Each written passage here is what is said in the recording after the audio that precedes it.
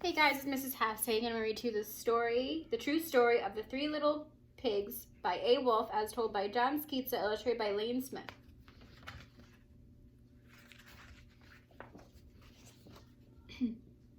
Everybody knows the story of the Three Little Pigs, or at least they think they do.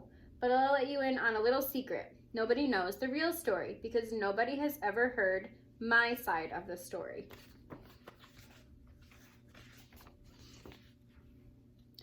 I'm the wolf, Alexander T. Wolf. You can call me Al. I don't know how this whole big bad wolf thing started, but it's all wrong. Maybe it's because of our diet. Hey, it's not my fault wolves eat cute little animals like bunnies and sheep and pigs. That's just the way we are. If cheeseburgers were cute, folks would probably think you were big and bad too. But like I was saying, the whole big bad wolf thing is all wrong. The real story is about a sneeze and a cup of sugar. This is the real story.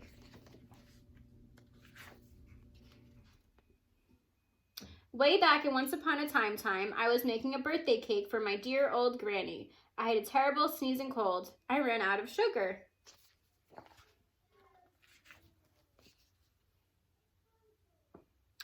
So I walked down the street to ask my neighbor for a cup of sugar. Now, this neighbor was a pig, and he wasn't too bright either. He had built his whole house out of straw. Can you believe it? I mean, who in his right mind would build a house out of straw?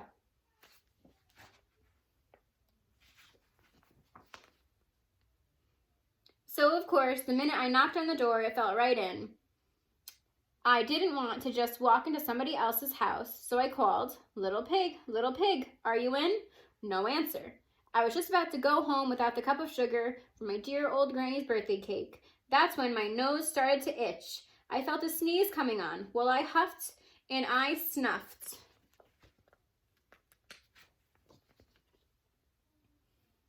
And I sneezed a great sneeze.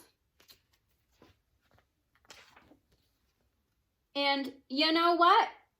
The whole darn straw house fell down, and right in the middle of the pile of straw was the first little pig, dead as a doornail. He had been home the whole time. It seemed like a shame to leave a perfectly good ham dinner lying there in the straw, so I ate it up. Think of it as a big cheeseburger just lying there.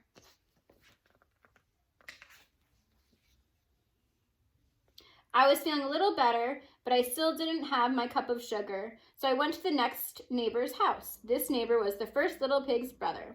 He was a little smarter, but not much. He had built his house of sticks. I rang the bell on the stick house. Nobody answered. I called, Mr. Pig, are you in? He yelled back, go away, wolf, you can't come in. I'm shaving the hairs on my chinny chin chin.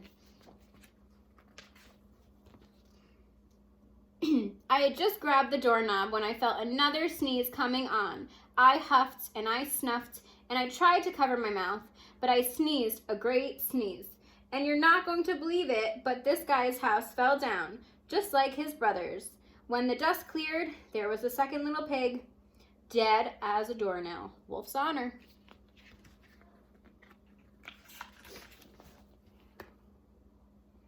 Now, you know, food will spoil if you just leave it out in the open, so I did the only thing there was to do. I had dinner again. Think of it as a second helping. I was getting awfully full, but my cold was feeling a little better, and I still didn't have that cup of sugar for my dear old granny's birthday cake. So I went to the next house.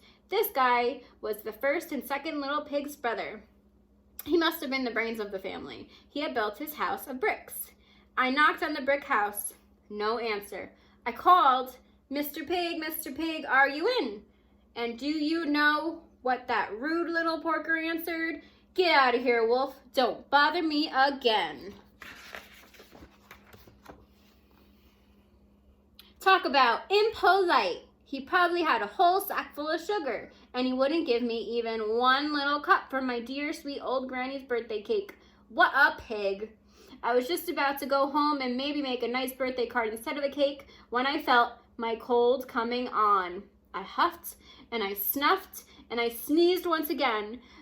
Then the third little pig yelled, and your old granny can sit on a pin. Uh-oh. Now, I'm usually a pretty calm fellow, but when somebody talks about my granny like that, I go a little crazy. When the cops drove up, of course, I was trying to break down this pig's door, and the whole time I was huffing and puffing and sneezing and making a real sneeze. The rest, as they say, is history. The news reporters found out about the 2 pigs I had for dinner. They figured a sick guy going to borrow a cup of sugar didn't sound very exciting, so they jazzed up the story with all of that huff and puff and blow your house down, and they made me a big bad wolf. That's it. The real story. I was framed. But maybe you could loan me a cup of sugar? All right, the end. Bye, guys.